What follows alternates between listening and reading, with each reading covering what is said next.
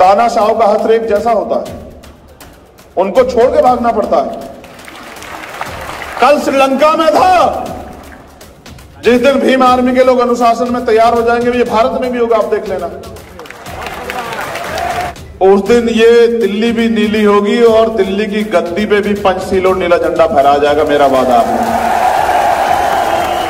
नमस्कार, the Janata live देख रहे हैं आप और मैं हूं आपके साथ पूजा। इस वक्त हम मौजूद हैं दिल्ली के तालकटोरा स्टेडियम में और ये स्टेडियम जो खचाखच इस वक्त भरा है, इसकी वजह है कि आज यहाँ भीम आर्मी का 7वां स्थापना दिवस और पहला राष्ट्रीय अधिवेशन मनाया जा रहा है। ये वही भीम आर्मी है जिसने 21 जुलाई 2015 को अपनी नींव रखी थी और महज 7 सालों में जो चिंगारी सहारनपुर से 2017 में जिस आंदोलन के साथ देश भर में जिसकी आवाज गूंजी, आज इस तालकटोरा स्टेडियम में खचाखच भरी हुई ये भीड़ साबित कर रही है कि कितनी तेजी से और कितनी तेज गति से भीम आर्मी और आजाद समाज पार्टी ने अपना जो फासला है वो तय किया है। चाहे वो दिल्ली हो, चाहे उत्तर प्रदेश हो, तमाम चुनावों से लेकर तमाम मुद्दों तक आजाद समाज पार्टी और भीम आर्मी ने ये साबित किया है कि जहां भी दलितों, शोषितों और वंचितों के साथ अन्याय हुआ, वहां वो जमकर खड़ी रही। चाहे वो विद्यार्थी हो, चाहे कोई रेप केस, हर ऐसे मुद्दे पर आजाद समाज पार्टी और भीम आर्मी एकजुट होकर खड़ी मिली। और यही कारण है कि 2021 में टाइम्स मैगजीन ने 100 सबसे ज्यादा प्रसिद्ध नेताओं की और अग्रसर चेहरों में आजाद समाज पार्टी के राष्ट्रीय अध्यक्ष और भीम आर्मी चीफ चंद्रशेखर आजाद रावण के नाम को भी शुमार किया था। ये चंद्रशेखर आजाद रावण के बढ़ते कद का अपने आप में एक बड़ा सबूत है। ये सबूत है कि महज 7 सालों में एक पार्टी जो एक गांव से निकलती है, एक भीम आर्मी जो आर्मी के तौर पर निकलती है, जिसमें नौजवान बच्चे अपनी मर्जी से शामिल होते हैं, विरोध करते हैं जातिवाद का, शोषितों वंचितों को दबाए जाने का, उनके अधिकारों और हकों को उनसे छीनने का। और वह 7 सालों में ये फासला तय करना अपने आप में बेहद बड़ी बात है। आज मेरे पीछे जितनी भी भीड़ आप देख रहे हैं, जो भीड़ है, ये भीड़ अपने आप में ये साबित कर रही है कि कितने कम समय में कितना बड़ा फासला तय किया है आजाद समाज पार्टी और भीम आर्मी। ये अपने आप में बेहद सराहनीय है। और यहाँ मंच पर इस वक्त आजाद समाज पार्टी के राष्ट्रीय अध्यक्ष चंद्रशेखर आजाद रावण और भीम आर्मी चीफ के नाम से जिन्हें जाना जाता है चंद्रशेखर आजाद भी है। इसके अलावा विनय रतन सिंह है, जिन्होंने भीम आर्मी की स्थापना की थी चंद्रशेखर आजाद के साथ मिलकर। ये वो चेहरे हैं जो आपको अक्सर दिखाई देते हैं जब भी कहीं अन्याय किसी भी समाज के खिलाफ होता है। अभी दिल्ली में चाहे जंतर मंतर पर स्टूडेंट्स के खिलाफ आंदोलन हो, उसमें भी भीम आर्मी ने ये साबित किया है कि जहां भी किसी की आवाज को दबाया जाएगा, वो वहां खड़े होंगे, उसका पुरजोर विरोध करेंगे। यही एक कारण था कि उत्तर प्रदेश के चुनाव में भी कहीं ना कहीं एक कांटे की टक्कर देती नजर आ रही थी भीम आर्मी। वो अलग बात है कि जीत से कोसों दूर रहे, लेकिन चुनावों में अपना नाम दर्ज कराने में आजाद समाज पार्टी कहीं पीछे नहीं रही। आज 7वां अधिवेशन है भीम आर्मी का और इसको एक बड़े स्तर पर मनाया जा रहा है। ये पहला राष्ट्रीय अधिवेशन है, लेकिन ये इस बात का भी उद्घोष है कि ये पहला राष्ट्रीय अधिवेशन इस तौर पर मनाया जा रहा है, तो आने वाले 7 सालों में भीम आर्मी कहाँ होगी और आजाद समाज पार्टी राजनीति में कितना बड़ा परिवर्तन ला सकती है, ये इसकी महज पहली झलक। राष्ट्रपिता ज्योतिबा फुले 1890 में चले गए और 91 में पैदा हुए बाबा साहब अम्बेडकर। उन्होंने उनको देखा भी नहीं, लेकिन गुरु माना। उसका एक कारण मात्र एक था कि वो अपने लिए नहीं जिए। हम लोग जो सिखाने का काम करते तो सबसे पहली लाइन ये सिखाते हैं कि ऐसा फरामोश व्यक्ति समाज और देश पे कलंक होता है। जब हम लोग काम करते हैं तो हम एक दूसरे के लिए नहीं, जो कर्ज हमारे ऊपर है उसके लिए काम करते हैं। आज अगर ये अवसर मिला है, ये सम्मान का जीवन मिला है, ये जैकेट, ये जूते चप्पल, ये मंच और ये माइक मिला है, तो ये हमारे महापुरुषों के संघर्ष की देन है। काशीराम साहब कहते थे कि भारतीय संविधान हमारे महापुरुषों के संघर्ष का निचोड़। मैं गौरवान्वित हूं कि मैं भीम आर्मी का एक कार्यकर्ता हूं, लेकिन मुझे उससे भी ज्यादा खुशी है कि मैं भीम आर्मी का एक अनुशासित कार्यकर्ता हूं। क्योंकि अगर मैं ही अनुशासित नहीं हूंगा तो दूसरे को कैसे कहूंगा? समय समय पर मैंने बहुत सारी गलतियों से सीखा है और पिछले आंदोलन से भी सीखा है। मैं आपको विश्वास दिलाता हूं कि वो दिन नहीं आएगा जिस दिन मेरी वजह से आपका सम्मान कम हो या आपके ऊपर कोई उंगली उठाए कि आपका नेता कमजोर है। ये आज 7वें स्थापना दिवस पे राष्ट्रीय अधिवेशन में मेरा आपसे वादा है। साहब काशीराम जिस कैडर से मूवमेंट को तैयार किए हैं कि विरोधियों में जो है वो खलबली मची हुई है, वो तमाम षड्यंत्र कर रहे हैं किस तरह से आजाद समाज पार्टी भीम आर्मी कमजोर कर दे। मैं पूरी जिम्मेदारी से कहता हूं कि अभी तो हमारे साथियों ने अंगड़ाई ली है, अभी तो उन्होंने संघर्ष शुरू भी नहीं किया। जिस दिन वो लोग संघर्ष करेंगे उस दिन ये दिल्ली भी नीली होगी और दिल्ली की गद्दी पे भी पंचशील और नीला झंडा फहराया जाएगा, मेरा वादा है। देखो, आप मुझे अपनी ताकत मानते हैं और मैं आपको अपनी ताकत मानता हूं। जितने पदाधिकारी मंच पे बैठे हुए हैं, मैंने आपसे कहा था कि पेन कॉपी लेके आना। जितने पदाधिकारी सामने बैठे हैं, कुछ बहुत जिम्मेदारी की बातें मैं आपके सामने 5 मिनट बाद रखूंगा, उनको नोट करना है आपको। और नोट नहीं करना, ये समझना कि ये आदेश है, इसको लागू होगा ये आदेश, इसमें कोई कोताही नहीं बरती जाएगी। मैं तो अपने आप को वहीं 2015 में खड़ा मान रहा हूं कि आज जीरो से शुरू कर रहे हैं, आज जीरो से शुरू कर रहे हैं, जीरो से शुरू करके और इसको अंतिम पायदान पे लेके जाना है। लेकिन अब हम काम अनुशासन में करेंगे, अब हम करके दिखाएंगे, अब हम घुटनों के बल रेंग के नहीं चलेंगे, अब हम सीना तान के खड़े होके जो है अपनी हक अधिकार की लड़ाई लड़ेंगे और अब हम पीछे नहीं रहेंगे, अब हम अपनी कुर्सियों पे कब्जा करेंगे। यहां उपस्थित मातृ शक्ति को भी मैं धन्यवाद देता हूं, नमन करता हूं। ये कठिन समय चल रहा है। एक तरफ जिनको रोज हम कहते हैं कि वो बहुत ताकतवर हो रहे, वो सच में ताकतवर हो रहे हैं, क्योंकि वो इस देश की सत्ता, इस देश की व्यवस्था, इस देश की जुडिशरी, इस देश का एडमिनिस्ट्रेशन, इस देश की मीडिया, इस देश के थन पे काबिज है। और हमारे पास बाबा साहब अम्बेडकर की दी वोट ही है बस उनसे लड़ने के लिए। मैं आपसे जानना चाहता हूं, क्या बाबा साहब का सपना पूरा हो गया है क्या?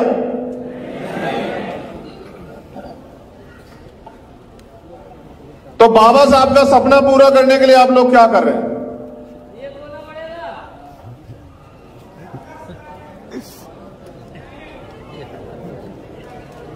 मैं आपको बस बता रहा हूं, आप लोग जान लो, आपके काम आएगा, आगे बढ़ने का मौका देगा आपको ये। मैं अपनी बात की शुरुआत बाबा साहब अम्बेडकर के एक संदेश से करना चाहता हूं, और वो संदेश आगरा की पवित्र धरती पे 18 मार्च 1956 को बाबा साहब अम्बेडकर ने दिया था। उन्होंने कहा कि मैं बड़ी कठिन परिस्थितियों में तमाम तरह के अन्याय, आरोप, अत्याचार, अपमान को सहकर इस कारवां को यहां तक लेके आ पाया हूं। अगर आप इसको आगे नहीं बढ़ा सकते तो इसको पीछे मत जाने देना। उन्होंने यह भी कहा कि मुझे मेरे पढ़े लिखे लोगों ने धोखा दिया। उन्होंने उसके बाद जो कहा वो बहुत महत्वपूर्ण है, और उन्होंने कहा कि अब मैं बूढ़ा हो चला हूं, परेशान रहता हूं, मुझे नींद नहीं आती। मैं अपने जब चारों ओर देखता हूं तो मुझे एक भी नौजवान नहीं दिखाई देता जो इस तंबू का बंबू बनके इस आंदोलन को आगे ले जा सके। ये बात बाबा साहब अम्बेडकर 56 में कह रहे हैं। कब कह रहे हैं? 56 में। और किनके बीच में कह रहे हैं? ये बात बाबा साहब अपने उन अनुयायियों को भी कह रहे हैं जो उनके साथ काम कर रहे थे। ये सिर्फ समाज को नहीं कह रहे हैं, ये बात बाबा साहब अंबेडकर अपने अनुयायियों, अपने सहयोगियों को भी कह रहे हैं। वो उनको भी आईना दिखा रहे हैं कि आज मुझे मेरे चारों ओर कोई एक भी नौजवान ऐसा दिखाई नहीं देता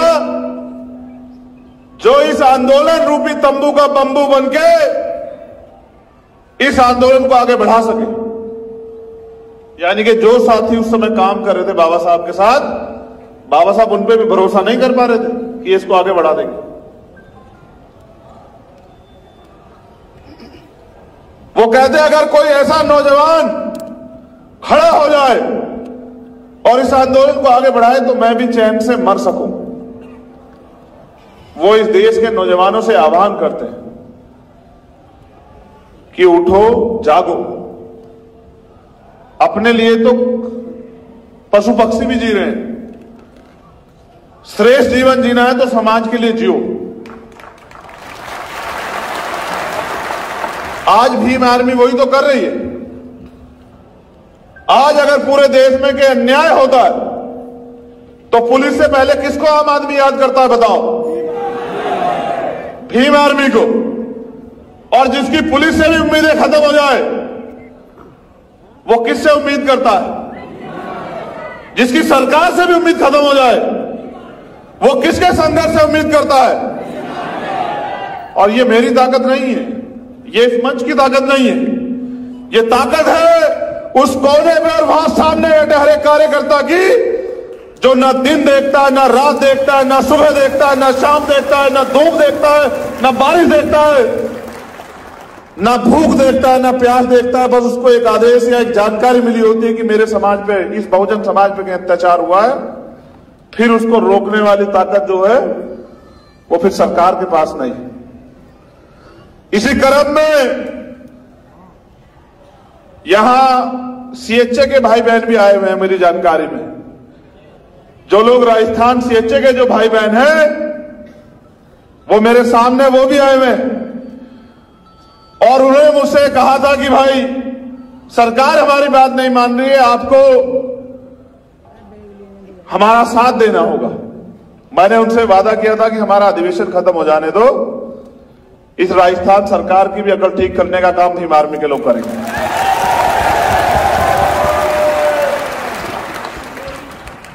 कमजोरों की, शोषितों की कोई सरकार नहीं होती। अगर उनको ताकतवर बनना है तो अलग जन से बहुजन बनना पड़ेगा। जब आंदोलन की शुरुआत की थी तब मेरी सोच ये नहीं थी, तब मेरा लक्ष्य भी ये नहीं था। और मैं अपने अध्यक्ष जी से कह रहा हूं, अध्यक्ष जी यहां बैठे हैं, ये सपना नहीं था अध्यक्ष जी कि एक दिन ऐसा आएगा कि एक विशाल मंच पे हमारा स्वागत होगा या हमें सुनने के लिए लाखों लोग आएंगे, ऐसा नहीं सोचा था। लेकिन ये समय, परिस्थितियां और आपके साथियों का संघर्ष है। मैं धन्यवाद देता हूं सहारनपुर की धरती को भी, वहां के एक साथी को पुराने, आज जो हमारे बीच नहीं है, मैं उनका भी धन्यवाद करता हूं कि उन्होंने भी कहीं ना कहीं इस आंदोलन को मजबूत किया। लेकिन साथियों, अभी हम लोग कर क्या रहे हैं कि कहीं अन्याय हो जाता है तो हम लोग जाते हैं न्याय दिलाने के लिए। रेप हो जाता है, हत्या हो जाती है, जैसे रीट के बच्चे हैं, जैसे सीएचए के बच्चे हैं हमारे भाई बहन, जैसे और तमाम तरह के वो हैं। तो हमारी प्रक्रिया क्या होती है कि जब कोई अन्याय होता है तो हम उनको न्याय दिलाने जाते हैं। तो एक सवाल जो हमारे साथियों ने मुझे दिया कि भाई ये जरूर बता देना कि हमने पार्टी क्यों बनाई, तो उसका जवाब ये है मेरे शब्दों में। आप सब लोग यहां उपस्थित है, 22-23 स्टेट की टीम के रिप्रेजेंटेटिव, प्रदेश अध्यक्ष या कोई साथी यहां मौजूद है। तो आप ये बताओ कि जब भीम आर्मी ईमानदार से लड़ाई लड़ती है और जब भीम आर्मी के साथियों के साथ कोई मुसीबत आती है तो कोई पार्टी है ऐसी जो आपके लिए लड़ती हो? जितने लोग यहां बैठे हैं, आप बताओ, जो भीम आर्मी के कार्यकर्ताओं पर झूठा मुकदमा होता है, उनको जेल भेजा जाता है, उनको पीटा जाता है, या उनको डिटेन किया जाता है या उनको अरेस्ट करके जो है उनके साथ उनको अपमानित किया जाता है। बताओ कोई एक दल है जो आपकी आवाज उठाता है क्या? बताओ। जब आवाज कोई नहीं उठाता और भीम आर्मी के प्रशिक्षण केंद्र में, ये भीम आर्मी पता है क्या है? ये नेता बनाने की फैक्ट्री है हमारी। ये हमारी नेता बनाने की फैक्ट्री है, ये हमारी लीडर बनाने की फैक्ट्री है। और जो नेता ऐसा तैयार होता है उसका कितना सम्मान होता है आपने देखा? उसका सम्मान इतना होता है कि जो लोग कभी किससे नहीं मिलते थे वो भीम आर्मी में तैयार हुए नेता को, जिले स्तर के नेता को बराबर में खड़े होकर फोटो खिंचवाते हैं। ये सम्मान दिया है भीम आर्मी ने। क्या हम नहीं जानते कि भीम आर्मी के लोगों को और इस भीम आर्मी को कमजोर करने के लिए कितने षड्यंत्र हो रहे हैं?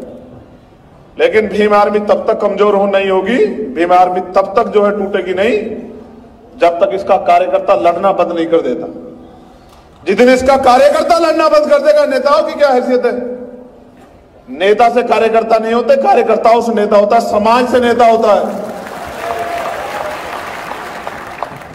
मैंने बहुत सोचा और मैंने इस मंच पे हमारे आदरणीय भंते जी भी उपस्थित हैं, हमारे संत भी उपस्थित हैं, लेकिन मैंने ये सुना है कि जिनका राज नहीं होता उनका धर्म नहीं चलता है, जिनका राज होता है उनका ही धर्म आगे बढ़ता है। और ये मैंने सवाल पिछली बार भी छोड़ा था बहुत बड़े मंच पे कि दुनिया में भारत से क्या बुद्धिज्म आज यहां अल्पसंख्यक क्यों? इसका कारण क्या है? तो इसका एकमात्र कारण ये है कि यहां उस विचारधारा को मानने वाले लोगों का राज नहीं।